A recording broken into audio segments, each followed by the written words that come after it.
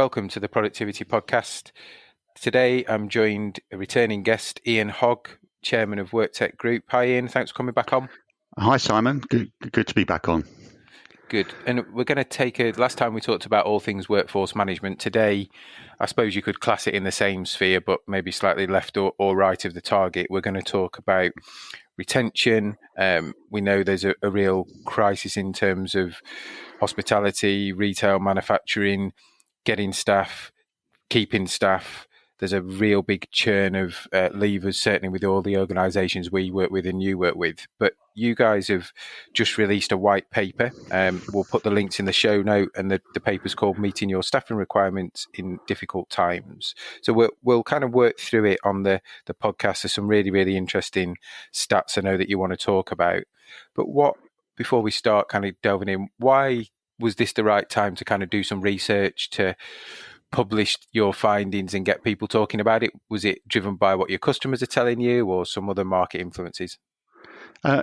It started because that's all our customers were talking about, really, was, it's not quite all, but, every conversation you had with a customer, sooner or later, the subject of staffing levels and filling shifts came up. So we were keen to sort of look at what our roadmap should look like and what we should focus on. And we wanted to try and quantify exactly how much of a problem it was. So we went ahead and did a survey. So we surveyed all of our customers, but we got 35. It's like you don't get 100% response. We've got 35 UK companies, UK and Irish companies, with over 50,000 hourly paid or shift workers between them responded. And I know you've got some amazing stats to share, but I suppose we'll start with the big headline that came from the government a couple of weeks ago. So companies are struggling to recruit staff, they're struggling to retain staff, yet we've now got the backdrop of, from April the 1st, 2023, national living wage goes up by 9.7%. So that just, I won't say puts fuel on the fire, but certainly makes a really challenging situation. In some instances, even more desperate. Yeah, it does. What was interesting on the survey, Simon, was we found that that we were looking at sort of a number of different sort of subjects within the sort of white paper and the survey, like how do you understand the problem and then how do you fix it are two obvious areas. But when we were looking at how our companies are fixing it, certainly there's recruitment, get more people in. There's retention, let less people leave. But there's also sort of get people to work a bit more overtime with the staff you've got. But on the recruitment, one of the sort of, most of the tactics that the employers that we surveyed were looking at involved money, basically, sign-on bonuses, increasing salary. And one of the things that we found is that 46% of the companies surveyed no longer have staff on national minimum wage. They're all increasing their salaries and they're paying a bit above national minimum wage. So I presume that if that's your strategy, that you're going out above national minimum wage, you're either going to drop back to national minimum wage, or you're going to be forced to up it again above that national minimum wage. So there's definitely applying pressure. Interestingly, it wasn't that effective. They still all had staff shortfalls. Yeah, and I think the unspoken challenges of national living wages, yes, we know what the minimum is, and certainly we've seen all the big grocers and other industries start to pay above that to retain and attract more people. But the bit that I think is a bigger challenge is you then close the differential between your supervisors, team leaders, assistants and store managers. So that increase almost ripples upwards at a higher cost to keep the differential, because there comes a point when actually you've got colleagues who are paid 50p an hour less than a team leader who maybe doesn't get overtime because they're salaried. So it's financially and from a lifestyle point of view better for me to be a colleague that works overtime than a team leader that's on a salary. Does that make sense? Yeah, no, it does. And I think we're seeing sort of almost the elimination of some of those hierarchical roles, like, assistant manager, and it's a much flatter structure where there's one person quite often in charge of the store, and then quite often the store is manned, entirely by sort of people on the base wage, and they're using sort of technology and automation to sort of self-service and the like to reduce the requirement for more senior management. Yeah, interesting. And I know one of the stats we wanted to talk about was in the white paper, 56% of the respondents said they had to reduce opening hours due to short staffing, which I was surprised by how high the number is. Did that shock you, or is it something you'd seen coming? Yeah, well, interestingly, the whole survey shocked us. Like, we were speaking to customers. We did the survey, like we said, because we knew there was an issue out there. But a lot of the data that came out was still surprised me. That one, the statistics were quite raw, that 56% had reduced their opening hours, which obviously hits revenue. But in the notes that where people could comment on the survey, there were lots of people saying things like, yes, but we've shut the first floor restaurant, or we're opening less blackjack tables in our casino, and things like that. So there were other ways that revenue is dropping, as well as reduced opening hours. So yeah, if you go back to your comment about the national minimum wage, these guys are getting hit from the sort of increase in costs, electricity obviously, but also salary costs, and then they're getting hit by revenue shortfalls. Yeah, and that must be a challenge then, because from a customer experience point of view, I go to the casino thinking I'm going to have a meal. It's not open, so I probably spend less time in the casino and then go somewhere else for a meal. So that revenue shifted out. And actually, if that meal's great, I might then never consider going back there for a meal. So there's some, I think, longer stings in the tail for some of these companies around how that's damaging their overall experience. If, I don't know, it's a shop that I go to and it's open till 8 at night, and I go at 7 and it's closed twice, I probably then decide that, well, I'll go and try somewhere else because it's wasting my trip. So I think there's a longer term sting in the tail for some of this action now, which I understand why it happens, and I'm not saying it's preventable, but the consequence could be much longer. No, I 100% agree, and I think like our customers, I'm sure yours are as well, Simon. Our customers recognise it, and they are working very hard to try and mitigate that issue. One of the key ones that people are doing is adjusting their operating model and their staffing allocation. So classic demand forecasting, demand allocation of staff, looking at labour standards to see where they can make sure they've got the right resources on at the right time. Like we said earlier, a bit of automation where possible, so that they don't have to, they can have less staff to fill that peak demand. But definitely our customers are looking at when is demand highest and how do we meet that demand, and they're trying not to have people standing around when the store's empty or the restaurant's empty. Yeah, and that's a good thing. I think one of the holy grails, certainly in retail for a number of years, is get your people where your customers are, because that's where you drive the conversion, you increase the sales depending on your environment. But again, one of the stats in the white paper that, well, one of the many that I thought was interesting, 60% of companies have a shortfall of staff over 10%. So that plays back to your point of how do you remove the non-value add time? How do you stop process? How do you review process, automate process? Because working continually at a 10% shortfall, and I suppose you then layer on that you've probably got people on holiday most weeks as well, so it's probably more like 12, 14, 15%, brings us back to the operating model piece of get rid of all the clutter around it and focus on the core things which are going to add value.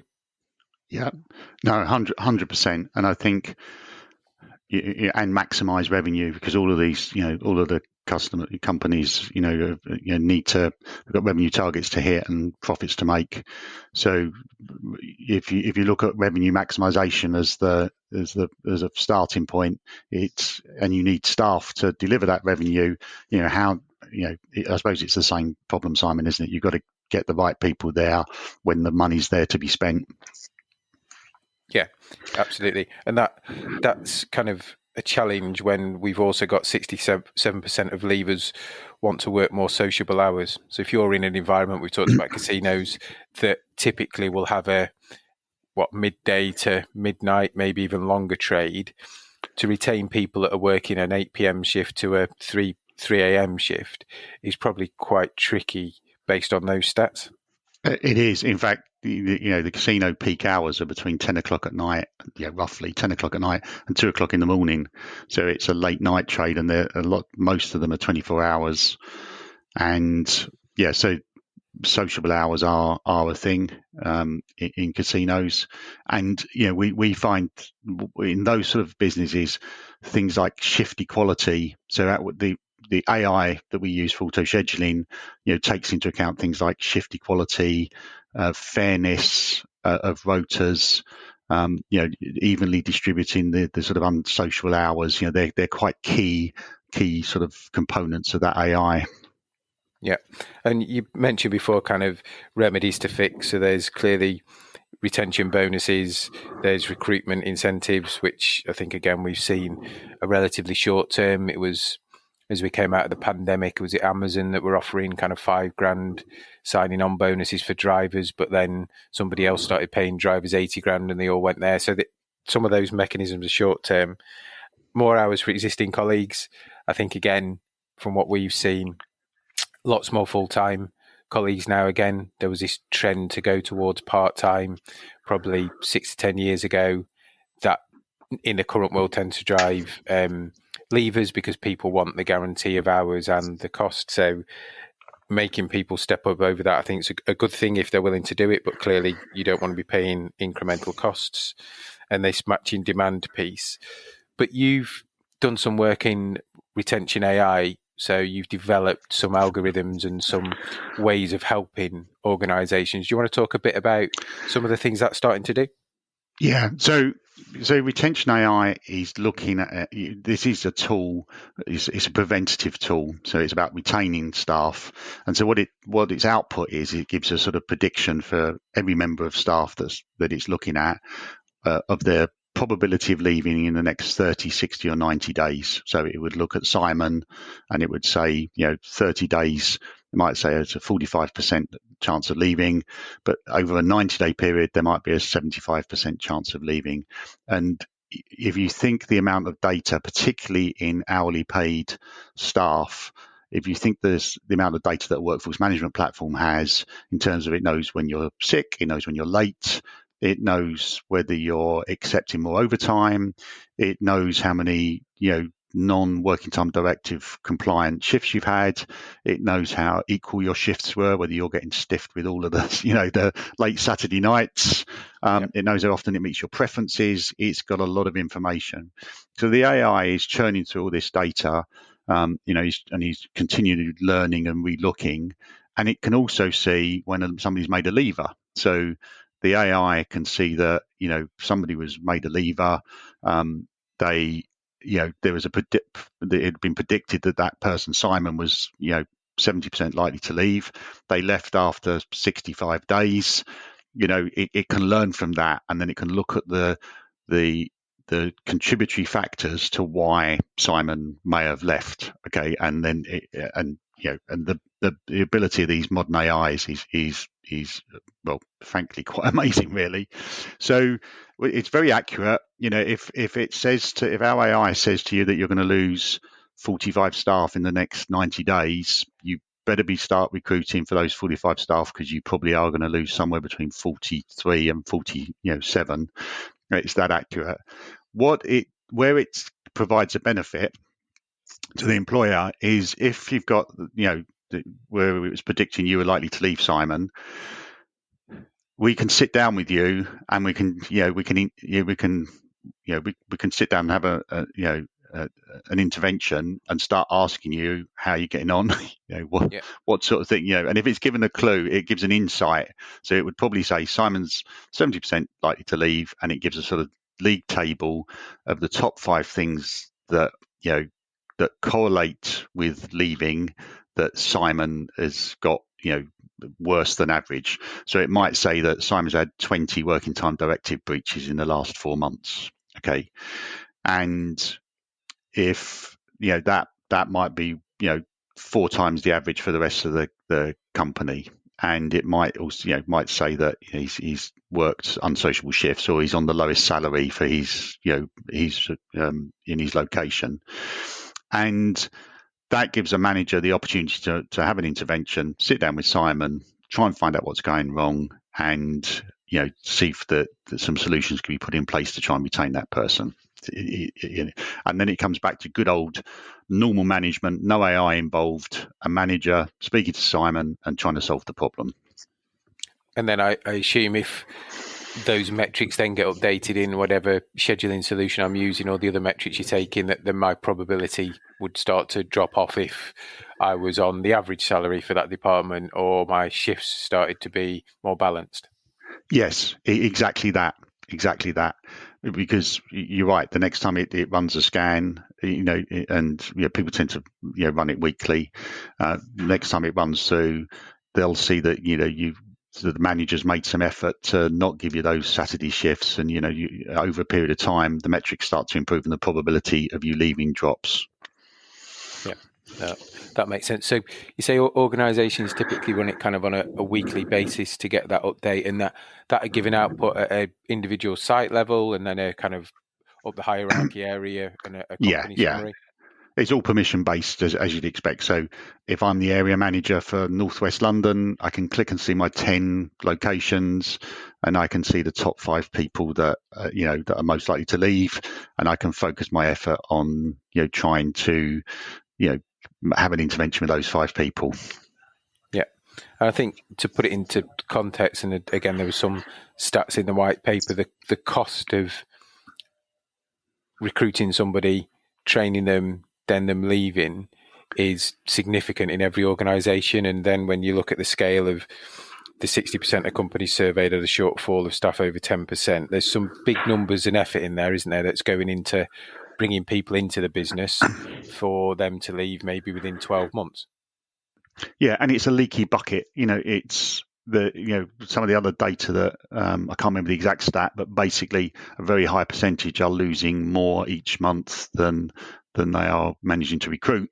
So if you want to stop your total, going from a 10% shortfall in staff to a 15%, they're all doing their best with recruiting. You talked about sort of sign-on bonuses. We're getting evidence that they're not working anymore. I was talking to somebody in a care home, one of our customers, and they said they've been offering 5k sign-on bonuses. Doesn't make any impact. They're paying above the minimum wage.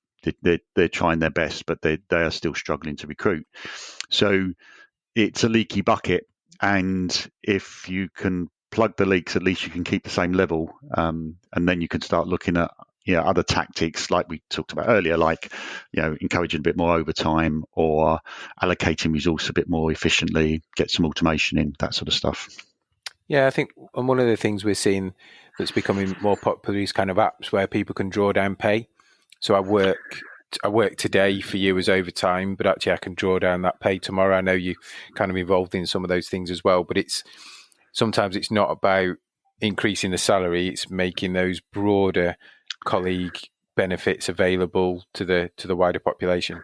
Yeah, I think we've got our own one of that, fast pay, and we've got a particular use case that's evolved since the pandemic, which is about overtime, and it tends to be on a weekly cycle, because if you think, a lot of companies, overtime is fixed to a week. I'm a 37 and a half hour contract. So overtime is anything in excess of 37 and a half hours.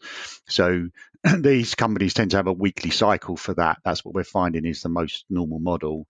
So that, if I work 45 hours, I've got 7.5 hours overtime, that I can draw that down on a Tuesday if the week finishes on Sunday night. And that just allows a bit of time to processing it. So what tends to happen in the week, in a month, is there's 4 of these cycles typically, where if I work overtime week 1, the next week I can draw that down. And some companies let you draw all of it down, and some hold a bit back for sort of tax and national insurance. But the model is work overtime this week. If you need a bit of extra cash, work some overtime. Early next week you can get access to it. And we've got evidence that it's increasing the amount of hours worked quite considerably. Well, in one care home group, so I think in the white paper there's a case study on this. In one care home group, the care home were, I won't be political, but let's just say I wasn't a supporter of the government letting 40,000 care home workers go during the pandemic because they didn't have a vaccination, and that industry is still struggling. It's still struggling hard to recover from that. And when you sort of look at the percentage impact that was on, if you've got people with 10% shortage of staff, when you look at across the whole industry, that alone has contributed to sort of over 5 or 6% of that contribution. Well, what we're finding with just this overtime incentive, and we've got it operating in quite a few care home groups, the care homes are getting a sort of increase in hours worked of about 3%. So they've got a 10% shortfall. This alone can solve a 3% problem. So and again, that sort of illustrates, Simon, is that there's no silver bullet on this subject. It's HR departments having to look at, retention AI type products that, incentivizing staff to work, more hours, better recruitment, better retention. There's a raft of things, all of which make a small contribution to the whole. It sort of reminded us of that sort of famous thing that the cyclists have, don't they? That's sort of incremental gains where they make one or two small changes, and when you add them all up, you start making an inroad into the problem or improve your performance. And that's what it feels like with this problem. It's not a silver bullet. You've probably got to do 7 or 8 different initiatives to try and plug the leaky bucket, get better at recruiting, get more overtime worked, better allocate your staff. There's a whole raft of stuff needs doing here. Brilliant. Okay. So, as I said, we'll put the links to the white paper in the show notes so people can download. And if people want to pick up the conversation with you, Ian, and find out more what data they need, how it all kind of works technically, where's the best place for them to get in touch? Yeah, the LinkedIn, Ian Hogg, WorkTech Group, they'll find me, or at worktechgroup.com. And just a point on the white paper, we're not asking for any contact details. If you can find the link in the show notes, go to it, download it, and there's contact details on that. But we're not doing, you won't get pestered by a salesperson if you download our white paper. Awesome. Good stuff. Great to catch up. Thanks for coming on. Timely conversation, and we'll speak soon. Thanks very much, Simon. Great to be on.